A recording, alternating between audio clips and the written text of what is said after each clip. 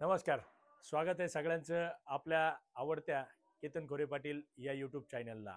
उमेदवारी अर्ज भरायचे 2 दिवस पूर्ण झालेले आहे आणि ऑनलाईन प्रक्रियेनंतर अजूनही एकही अर्ज हा थेट निवडणूक निर्णय अधिकाऱ्यांकडे पोहोचलेला नाही, अशी आमच्याकडची परिस्थिती आहे. तुमच्याकडे काय परिस्थिती ती माहीत नाही. परंतु 2-3 महत्त्वाच्या प्रश्नांची उत्तरं देण्यासाठी मी आज या ठिकाणी आलेलो आहे. त्यातला एक महत्त्वाचा प्रश्न म्हणजे की काही जणांचं म्हणणं आहे की मुलगा उमेदवार आहे आणि वडील हे जे आहे त्यांचं आणि मुलाचं सगळा व्यवसाय किंवा व्यापार वेगवेगळा आहे. तर वडिलांची माहिती तुम्हाला द्यायची आहे का?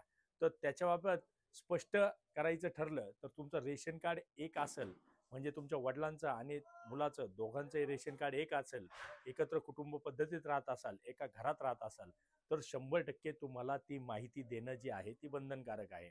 त्यानंतर काही जणांचं म्हणणं आहे की आम्ही उमेदवार आहे आणि मुलाचं जे आहे ते पूर्ण संसार वेगळा आहे, तर काय केलं पाहिजे, किंवा त्याचं रेशनही वेगळं आहे.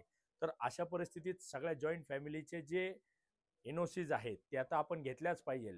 परंतु त्या विवरणपत्रामध्ये आपण तसा स्पष्ट उल्लेख जो आहे तो करणे गरजेचं आहे. दुसरा प्रश्न अनेकांनी विचारला की आमचे पैसे पतसंस्थांमध्ये आहे, तर त्याचा उल्लेख करणं गरजेचं आहे का?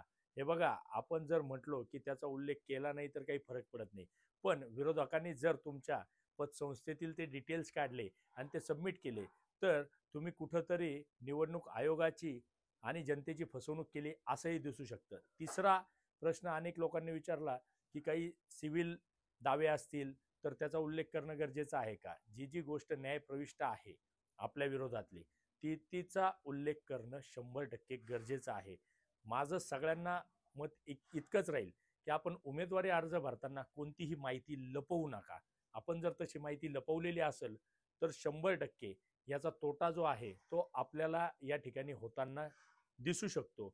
अनेक लोक असंही विचारतात की उमेदवारी अर्ज भरताना ॲफिडेव्हिट किती करायचे, नोटरी किती करायचे. तर महिला उमेदवार असतील त्यांची कास्ट व्हॅलिडिटी आणि त्यांचं कास्ट सर्टिफिकेट हे माहेरच्या वडिलांच्या नावाचं असतं आणि त्यांचं आधार कार्डवर नाव सासरचं असतं. तर तुम्हाला कंपल्सरी महिला उमेदवारांसाठी ते ॲफिडेव्हिट करणं गरजेचं आहे, 2 नावाच्या एका व्यक्तीचं. त्यानंतर तुमचं संपत्तीचं जे विवरणपत्र आहे, तुम्हाला हा फॉर्म पूर्ण ऑनलाईन भरायचा आहे. त्याच्यामध्ये तुम्हाला बाकी काहीही करायचं नाहीये.